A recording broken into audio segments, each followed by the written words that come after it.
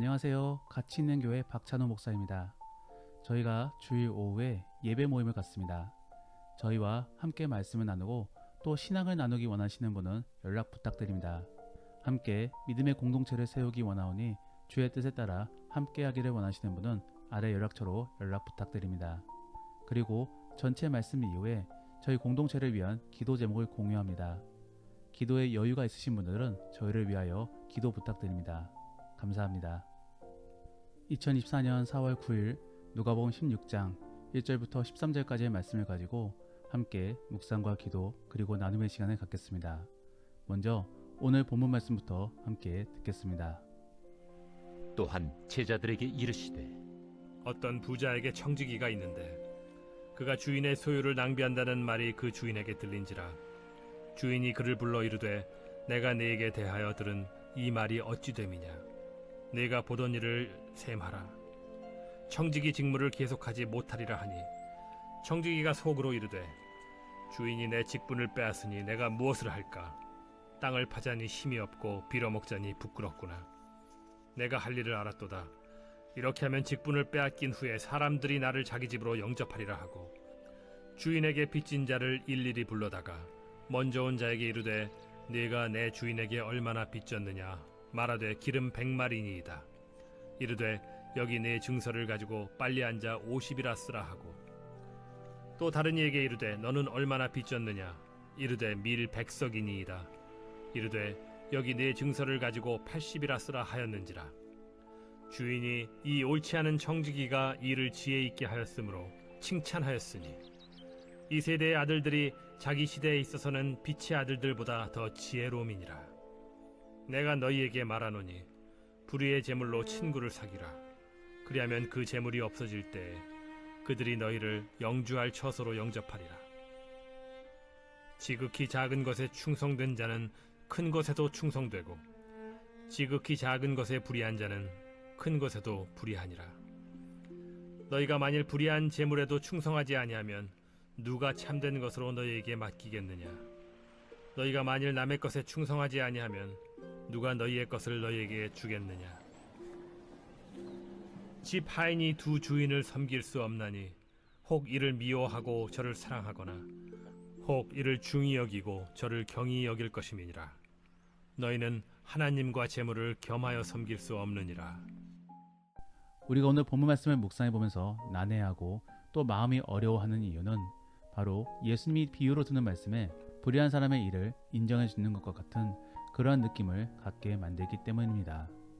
우리가 일반적으로 바라보았을 때 오늘 본문 속의 청지기는 배임에 해당되는 죄를 저지르고 있는데 예수님께서는 오히려 그러한 부분들에 대하여 지혜롭다라고 말씀하시니 듣는 성도의 입장에서는 대단히 난감한 것입니다.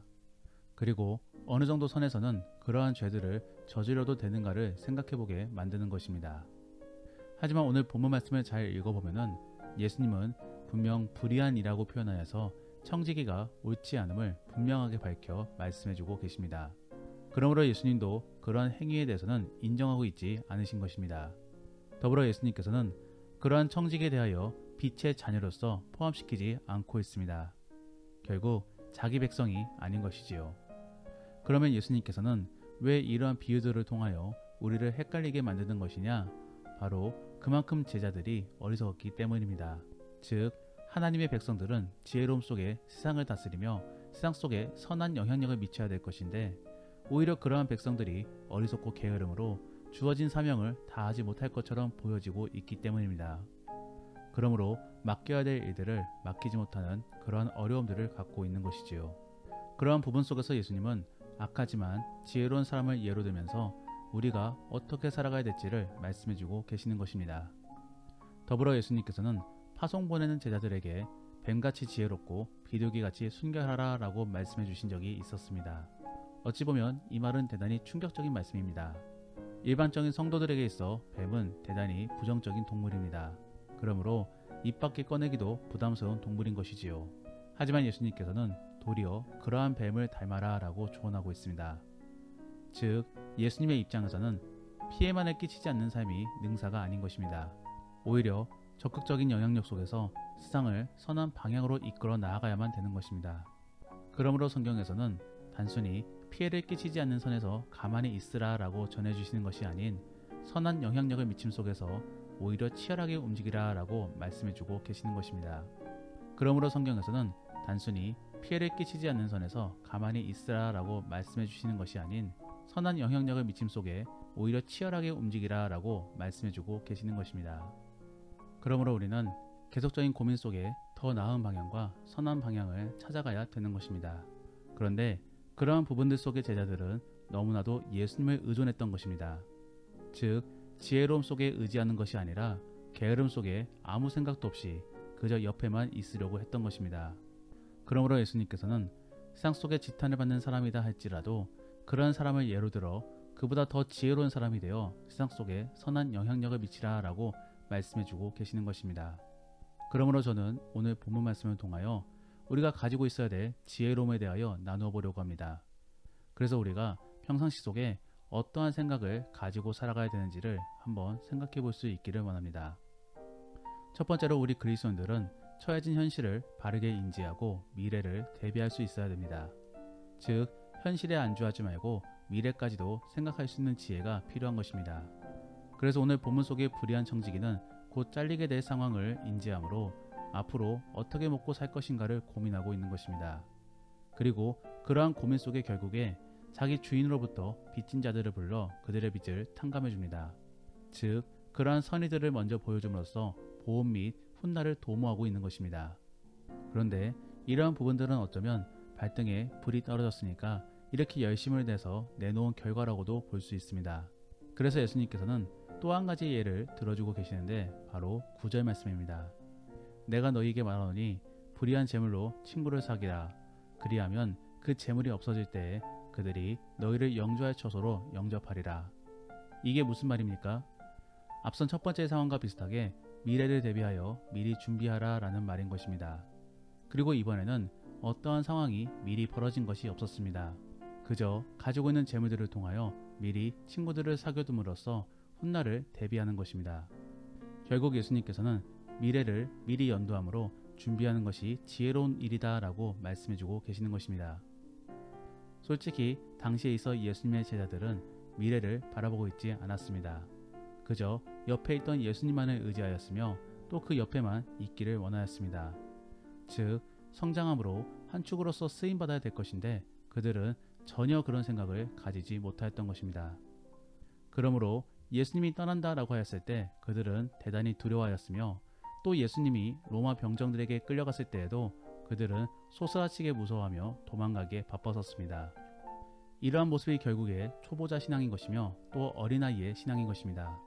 그래서 의지할 존재가 눈에 보이지 않으면 곧바로 무너지는 신앙이 바로 오늘 본문 속에 제자들이 갖고 있었던 모습이었던 것입니다. 우리는 눈에 보이는 것만을 의지해서는 안 되고 눈에 보이지 않는 하나님을 믿고 의지해야 됩니다. 그리고 그러하려면 우리 안에 믿음의 성장이 필요합니다.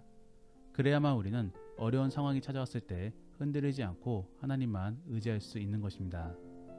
예수님께서는 그러한 믿음을 바라보며 제자들에게 눈에 보이는 자신만을 보지 말라라고 전해주고 계시는 것입니다. 오늘 본문 속의 예수님은 예루살렘으로 향하고 있던 상황이었습니다. 즉 죽으러 가는 상황이었으며 또 조만간 제자들과 이별을 해야 되는 상황이 찾아오고 있는 것입니다. 그러므로 예수님은 현재에 안주하지 말고 미래를 바라보며 미리 준비할 것을 요구하고 계신 것입니다. 사랑하는 성도 여러분, 우리도 마찬가지입니다.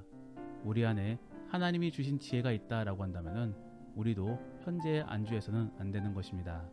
계속적인 성장을 통하여 미래를 준비할 수 있어야 되는 것입니다. 그러면 우리의 입장에서 미래를 대비하고 준비하는 모습은 어떠한 모습이겠습니까? 계속적으로 하나님을 경험했던 일들을 떠올려야 되는 것입니다. 그래야만 우리는 시험이 들었을 때 곧바로 정신을 차리고 하나님께로 매달릴 수 있는 것입니다. 더불어 틈이 날 때마다 기도하는 습관을 가져야 합니다. 그래야만 우리는 습관처럼 하나님께 매달리며 또 주님이 주시는 평화를 누릴 수 있는 것입니다. 더불어 계속적인 이미지 트레이닝도 해보시기를 바랍니다. 그래서 어떠한 상황이 펼쳐졌을 때 나는 어떻게 할 것인가를 생각해 보시기를 바랍니다. 어떻게 보면은 걱정을 먼저 사서 하는 것처럼 보이겠지만서도 그렇지 않습니다. 미래를 미리 대비해보고 또 준비하는 모습인 것입니다. 그리고 그러한 상상 속에서 하나님께 매달릴 것을 계속적으로 다짐하시기를 바랍니다. 그러한 준비 속에 미래를 대비할 수 있는 복되고 지혜로운 그리스도인들이 될 수 있기를 원합니다. 두 번째로 우리 그리스도인들은 사라질 것에 대해 미련을 갖지 말아야 합니다. 그러한 모습이 바로 지혜인 것이지요. 오늘 본문의 5절부터 9절까지의 말씀에서는 미래를 위하여 물질을 쓰는 모습이 보여집니다. 불의한 청지기의 경우는 배임이기 때문에 불편하다라고 느껴진다라고 한다면은 9절의 말씀을 한번 바라보십시오. 여기서 전하는 불의의 재물은 세상적인 물질을 의미합니다. 즉 세상적인 물질을 쌓아두려고만 하지 말고 오히려 친구에게 투자하라 라고 전하고 있는 것입니다. 우리는 이 말씀을 살펴보면서 어리석은 부자가 떠오를 수도 있습니다. 그는 물질을 쌓아두기만 하였지 투자할 생각이 전혀 없었습니다. 더불어 달란트 비유에서도 5달란트와 2달란트 받은 종은 투자 및 장사를 하여서 돈을 벌었지만서도 1달란트 받은 종은 아무것도 행하지 않았습니다. 왜 그런 것입니까? 물질이 사라질 것에 대한 두려움 때문에 고이 모셔둔 것입니다. 즉 물질이 우상이 된 것이지요. 우리는 하나님의 백성으로서 다스릴 수 있는 자들입니다. 그렇다라고 한다면 우리는 물질에 있어 벌벌 떨어서는 안 되는 것입니다. 오히려 물질을 가치 있게 씀으로써 미래를 도모할 수 있어야 되는 것입니다. 특별히 예수님께서는 물질에 대하여 불의하다라고 표현하고 있습니다. 이 말인즉슨 물질을 손에만 움켜쥐고 있으면 우상이 될 가능성이 있다라는 것입니다. 그러므로 우리는 우리가 가지고 있는 물질에 대하여 지혜롭게 쓸 수 있는 방법을 강구해야 되는 것입니다. 그러므로 사랑하는 성도 여러분, 물질에 있어 벌벌 떨기보다 오히려 그 물질을 어떻게 활용할 것인가를 잘 고민해 보시기를 바랍니다.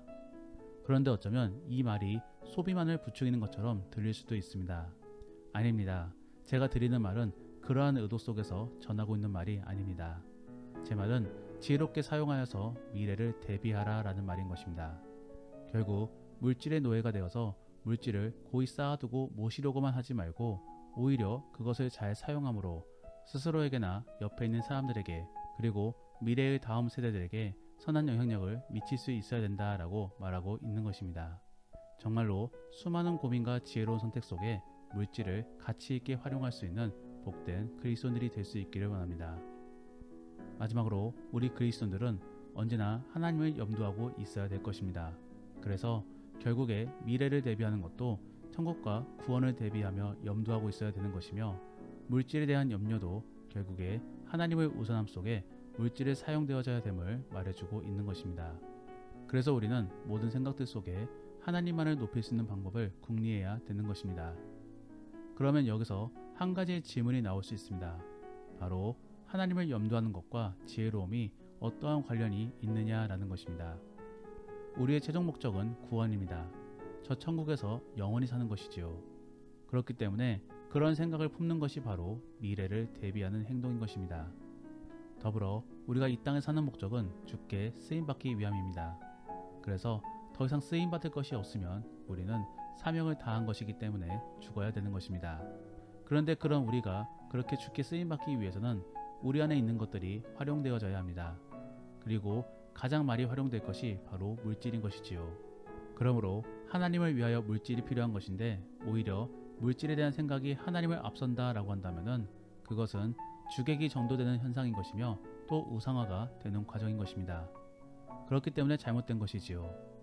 결국에 우리는 하나님을 염두함 속에 고민하는 것이 가장 지혜로운 모습인 것이며 또 가장 평안을 얻을 확률이 높은 방법인 것입니다.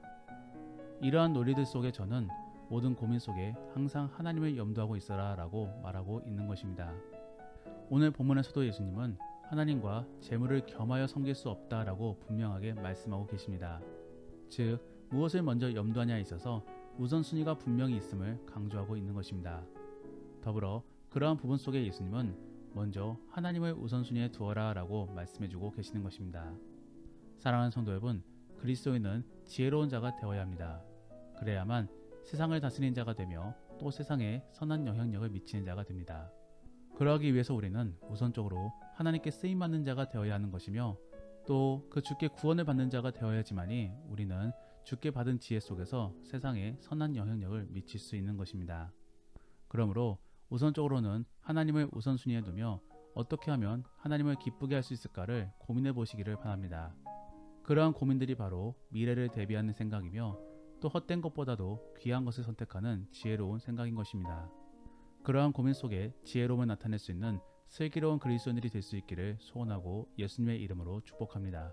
기도하겠습니다. 우리가 오늘 말씀을 생각하시며 함께 기도하기 원하는 것은 하나님, 우리에게 지혜를 주셔서 하나님과 함께 구원을 가장 먼저 생각할 수 있는 자가 될 수 있게 하여 주옵소서. 그리고 현재에 안주하고 게을러지는 자가 되는 것이 아니라 미래를 바라보며 대비하고 또 성장을 위해 치열하게 살아갈 수 있는 성실한 그리스도인이 될 수 있게 도와달라고 함께 기도하겠습니다. 더불어 오늘 본문 말씀을 가지고 믿음의 나눔이나 혹은 가정 예배를 드린다라고 하신다면은 성경에서 전하는 선의 현실적인 모습은 어떠할지를 상상해 보시며 서로 나누어 보시기를 바랍니다. 그리고 지금의 내 삶 속에 하나님을 기쁘게 할 수 있는 것이 무엇이 있을지를 생각해 보시며 함께 나누어 보시기를 바랍니다. 그러면 이제 주님과 함께 깊은 대화의 시간을 갖겠습니다. 오늘 하루도 주 안에서 승리하시기를 바랍니다.